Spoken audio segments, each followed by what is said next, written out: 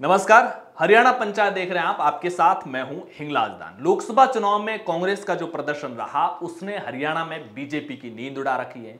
एक तरफ दीपेंद्र हुड्डा हरियाणा मांगे हिसाब यात्रा कर रहे हैं, कुमारी शैलजा जो कांग्रेस की ही नेता है कांग्रेस संदेश यात्रा निकाल रही है।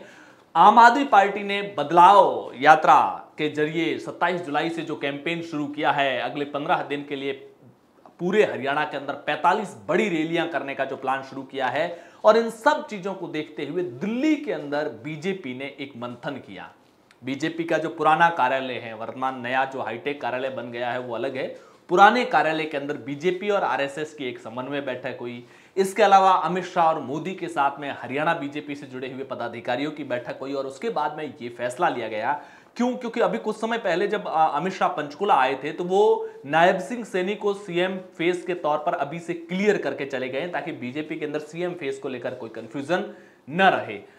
और अब यह तय किया गया है कि बीजेपी 4 अगस्त से हरियाणा में बहुत बड़े स्तर पर कैंपेन शुरू करेगी।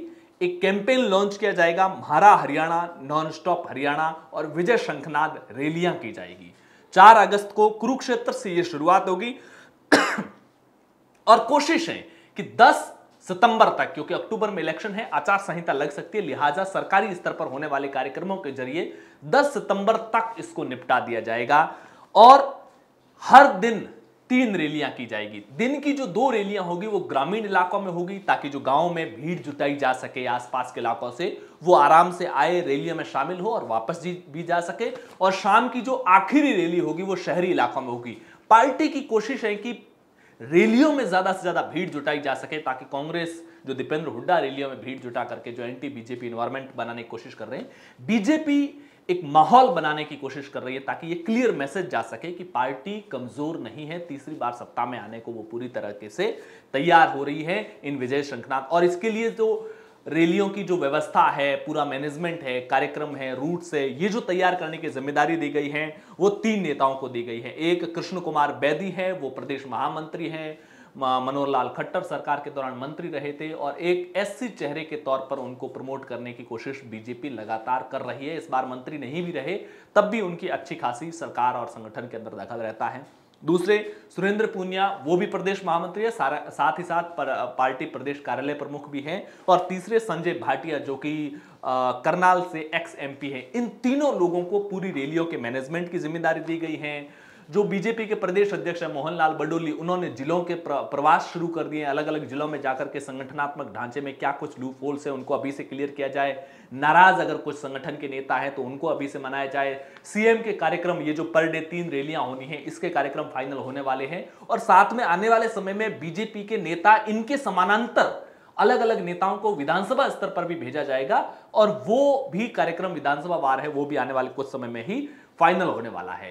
ये जो प्रदेश स्तर की जो रैलियां होगी, सीएम नायब सिंह सैनी के नेतृत्व में जो रैलियां होगी, उसमें तमाम दिग्गज नेता एक मंच पर रहेंगे। लिहाजा आप समझिए कि पर डे 3 रैलियां होगी, अगले 1 महीने तक कार्यक्रम चलेगा। यानी कि आप समझिए कि हरियाणा में 90 विधानसभा सीटें हैं, करीब करीब हर विधानसभा में रैली करने का इनका टारगेट बनाया हुआ है। अलग अलग, आज इस जिले में एक रैली, कल उस जिले में दूसरी रैली, तीसरी शाम वाली रैली किसी और जिले में, ताकि इसी जिले की और विधानसभा के नाम पर 3-4 दिन बाद फिर इसी जिले में बड़ा कार्यक्रम हो सके। यानी कि सीएम और जो ये तमाम बड़े नेता है हर तीसरे चौथे दिन उस जिले में वापस आएंगे। तो जो बीजेपी संगठन, सरकार की जो ताकत है, उसका एक माहौल बनाने की कोशिश की जाएगी। और ये जो कार्यक्रम रहेगा इसमें सारे बड़े नेता रहेंगे।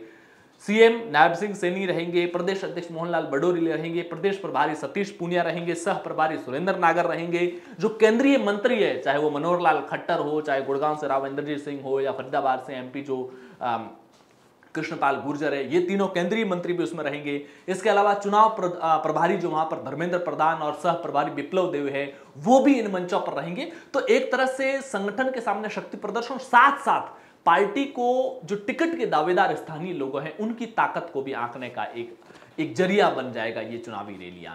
अब देखने वाली बात होगी कि बीजेपी इन चुनावी रैलियों के जरिए कांग्रेस की जो दीपेंद्र हुड्डा की रैलियां चल रही है, हरियाणा मांगे हिसाब, या कुमारी शैलजा की जो रैलियां चल रही है, या फिर आम आदमी पार्टी की बदलाव रैली के नाम से जो चल रही है, 15 दिन के अंदर 45 रैलियां आम आदमी पार्टी भी कर रही है, हर 2 विधानसभाओं के बीच में एक बड़ी रैली कर रही है। इसमें से कौन बाजी मारता है, किसकी रैलियां, किनकी जो ये कैंपेन की जो स्टाइल है, ये पब्लिक में इफेक्टिव कौन सी रहेगी, किसको जनता जेन्युइन मानते हुए एक्सेप्ट करेगी। क्योंकि जब चुनावी घमासान शुरू होता है तो सबकी रैलियों में अपने अपने फायदे होते हैं, ये तो तय मानिए। चाहे दीपेंद्र हुड्डा कर रहे हैं तो दीपेंद्र हुड्डा खुद को सबसे महान दिखाने की कोशिश करेंगे, बाकी सबको बेवकूफ दिखाने की कोशिश करेंगे। कुमारी शैलजा बाकी सबको गलत और खुद को सर्वश्रेष्ठ दिखाने की कोशिश करेगी। बीजेपी वाले रैलियां करेंगे तो वो खुद को सर्वश्रेष्ठ दिखाएंगे और बाकी कहेंगे सब कुछ फर्जी है, चाहे वो जातीय इक्वेशंस के आधार पर, कास्ट सेंटिमेंट के आधार पर, डेवलपमेंट्स के आइडिया और विजन और अपने कामकाज को लेकर के तमाम चीजों को लेकर करेंगे।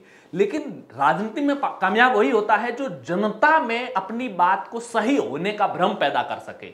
राजनीति सब कुछ झूठ होती है, बस सही होने का भ्रम कौन पैदा कर सकता है वही चुनाव जीत पाता है। आपकी क्या राय है, कौन जनता में अपनी बातों को सही साबित करने में कामयाब होगा? कमेंट बॉक्स में राय जरूर बताइए। हरियाणा पंचायत पर पहली बार आए तो चैनल को सब्सक्राइब कीजिए, वीडियो को लाइक और शेयर जरूर कीजिए। शुक्रिया।